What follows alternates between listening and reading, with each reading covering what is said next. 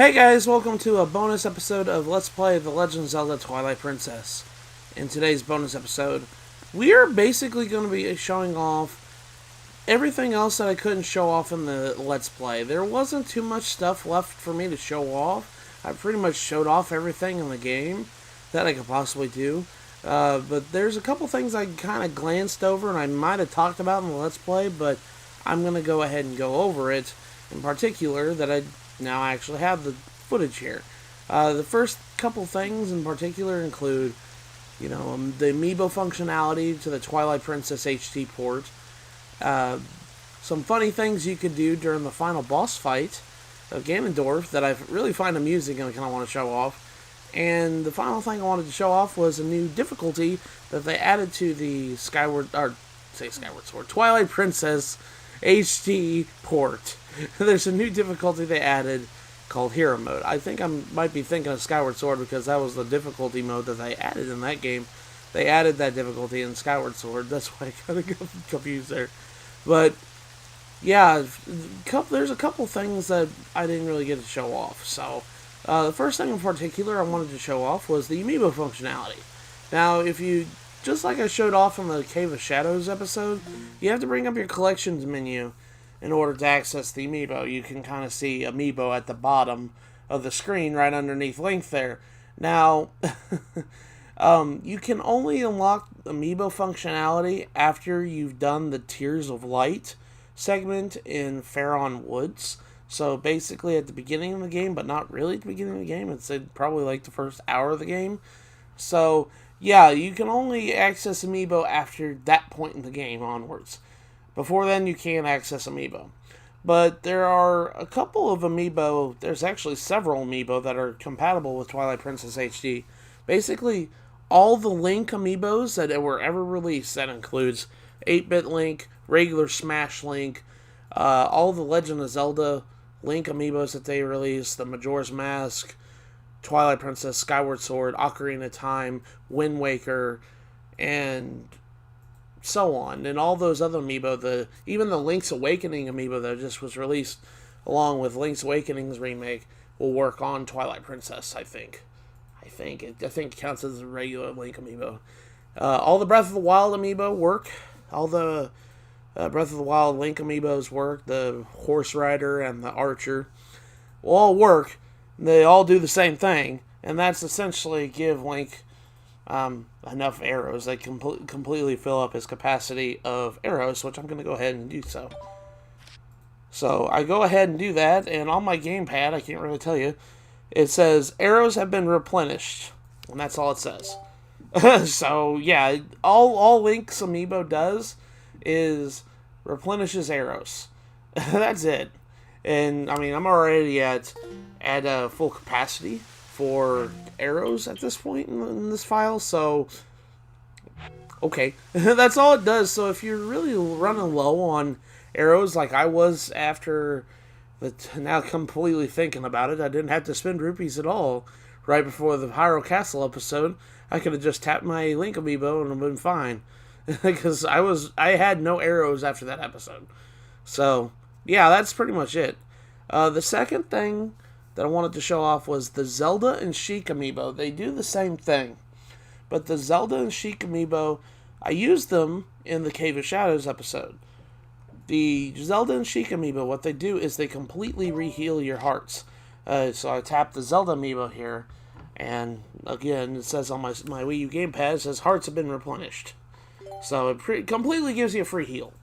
Really not that big of a deal. It's not really that big of a change, it just heals you if you need a free heal. You can only use these Amiibo once a day, by the way. I need to completely mention that. You can't constantly use these Amiibo. You can only use these Amiibo once a day. The next Amiibo, and we've already shown this one off, but it's the Wolf Link Amiibo that came with the game. And if you tap it here, you gain access to the Cave of Shadows again, which that's not the only thing that the Wolf Link Amiibo is used for Twilight Princess. We've already done the Cave of Shadows, so I'm not going to show it again. But I will show footage here, right now, that the Wolf Link Amiibo actually does something else. If you play The Legend of Zelda Breath of the Wild and you've completed the Cave of Shadows in Twilight Princess, you can actually summon a Wolf Link in your game in Breath of the Wild. And that Wolf Link will have the health that you had in Twilight Princess. So if you had all 20 hearts, that Wolf Link will have 20 hearts. And he will be your companion, and he will fight monsters for you. So that's kind of a cool reward for transferring your save data to another Legend of Zelda game. And I really like that.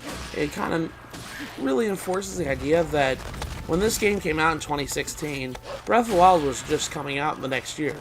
So it really, I mean, most people would have saved the Wolf Link amiibo anyways. But that really did ensure that you needed to save your Wolf Link amiibo. I almost said Wolf Link.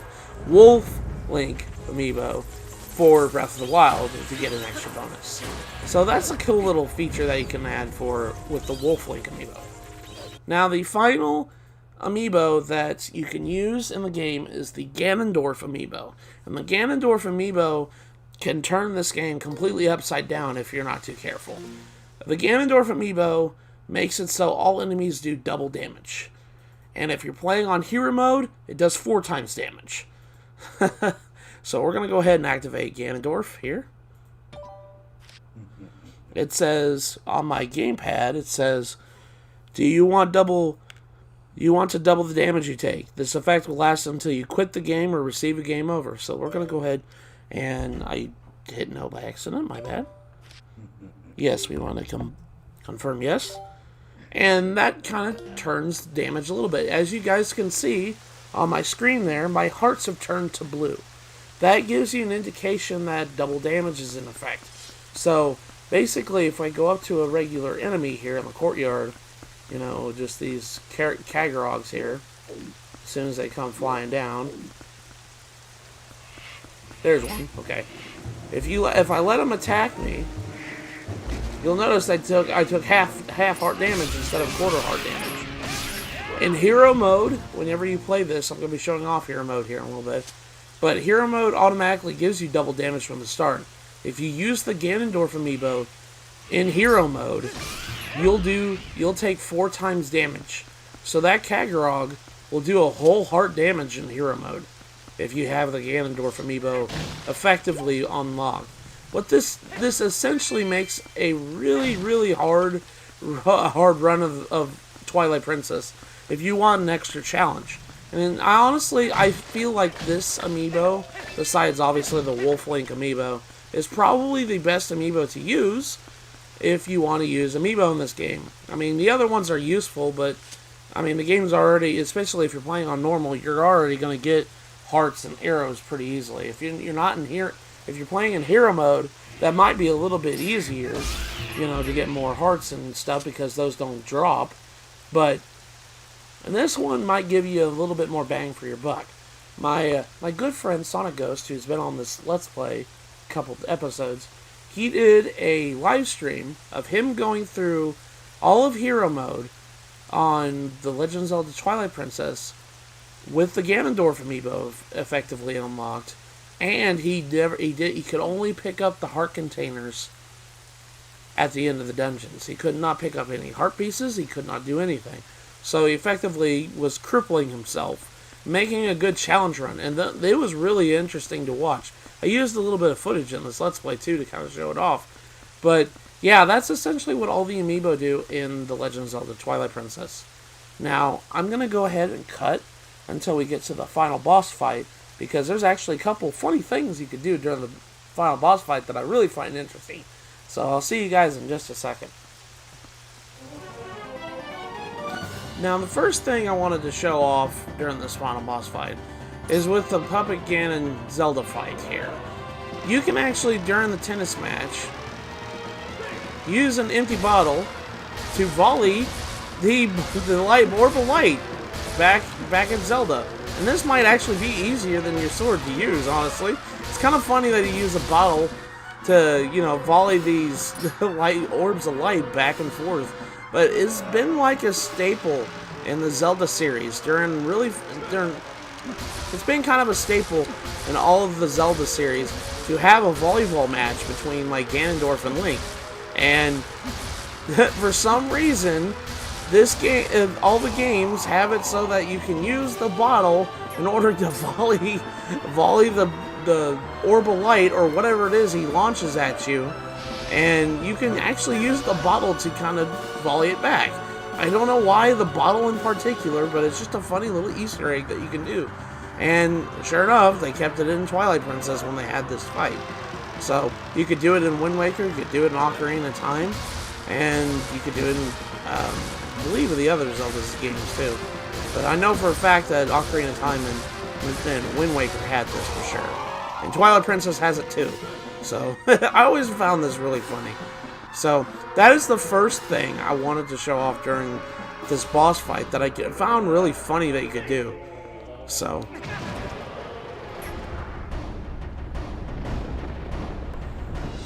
now the next thing I wanted to show off was during the Ganondorf final phase of his boss fight. And this one is another one of those silly things that you could do during this boss fight, and in later Zelda games they do the same thing. Skyward Sword has something like similar to this, but you can actually distract Ganondorf. Well, you can actually distract Ganondorf with your fishing rod.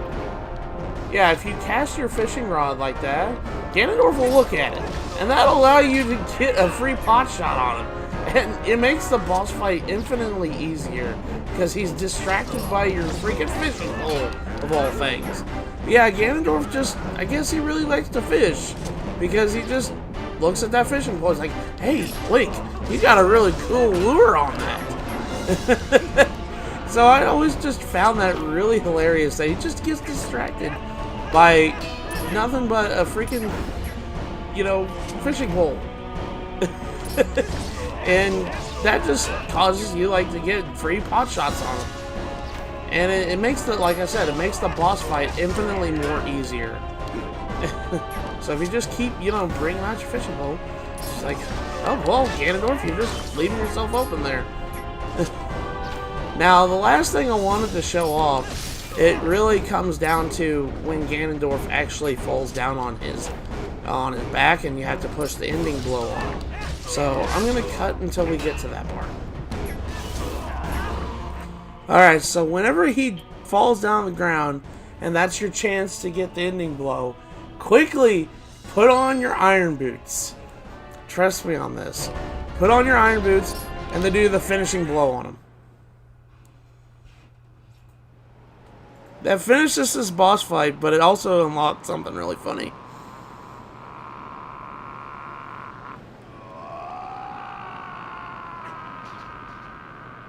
As you guys heard, he still has his iron boots on. And that's not the only thing. During this final cutscene, Link will have his iron boots on the whole entire time. And that makes this whole last cutscene infinitely more funnier. Because there's a part where Link runs. So you'll hear a clang, clang, clang, clang, clang, clang, clang during the cutscene. It's really funny.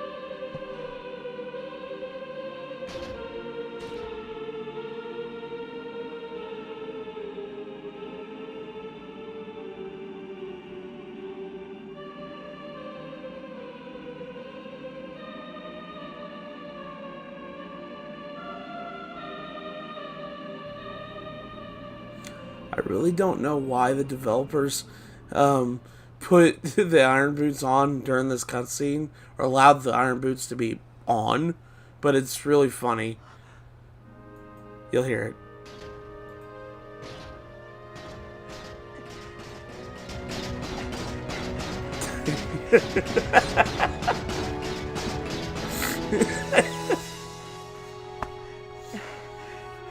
I don't know why.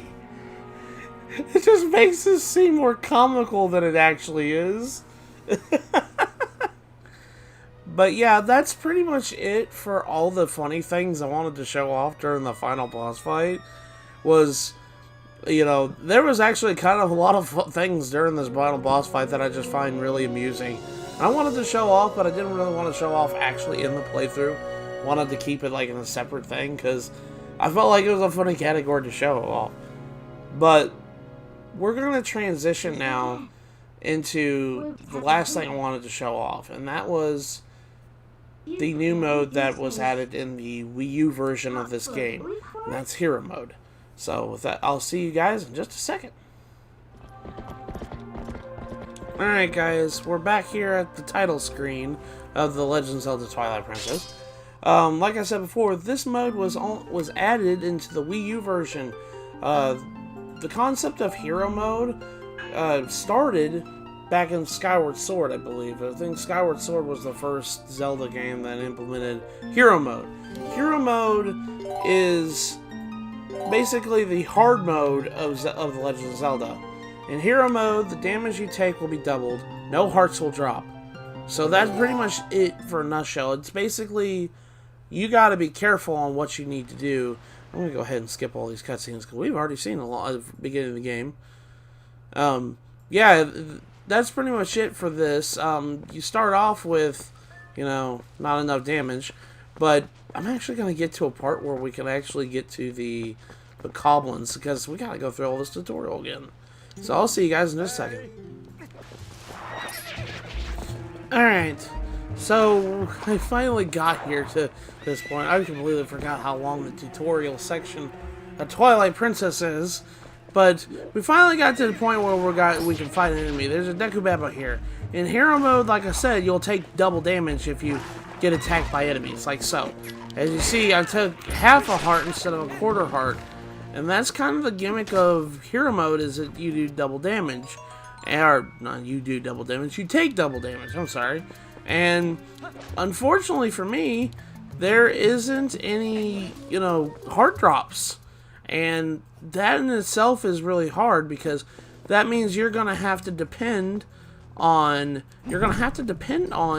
your healing items. Like, I have this nasty soup here I got from, the lantern guy salesman at the very beginning of the game. If you light his torches and stuff like that, he'll give you a bottle of nasty soup, which in itself does, you know, I don't know what it actually heals. I haven't even tried that, because honestly I never get this item in my playthrough because it serves no purpose. But yeah, Hero Mode is kind of a little bit harder than regular, you know, normal mode, obviously. And if you combine it with the Ganondorf Amiibo, well, let's just say enemies will just start doing full heart damage to you at the beginning of the game. And that's ridiculous, because you only have 3 hearts. So, yeah, if you want an extra good challenge, like a really good challenge with The Legend of Zelda Twilight Princess, get yourself a Ganondorf Amiibo. And then, after that, play on Hero Mode, and then don't get any heart pieces. Don't pick up any heart containers. Do a 3 heart run. That in itself is going to be hard. See, look, like he's did half a heart damage to me. And if you cut down any grass, the only thing that's going to drop is rupees. You can't, you know, get heart pieces or whatever. In a sense, you kind of just play survival mode. I'm going to actually drink this nasty soup, because I don't think it... Okay, it heals a little bit. See, you have to actually use your healing items before you, if you want to heal. And that in itself makes the game a little bit harder. So, just be mindful of that whenever you play through this mode. I know that this mode is for more advanced players of Zelda. I'm kind of a careless player, if you guys couldn't tell. And I take a lot of unnecessary damage. So, this mode I already have a hard time playing sometimes.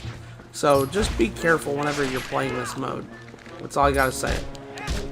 If you can beat it with Ganondorf, 3-heart mode, then I'll commend ya.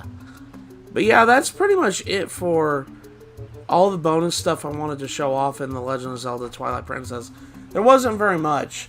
You know, I got most of the stuff I showed off in the Let's Play itself. But I'm so glad that you guys could be with me during this playthrough.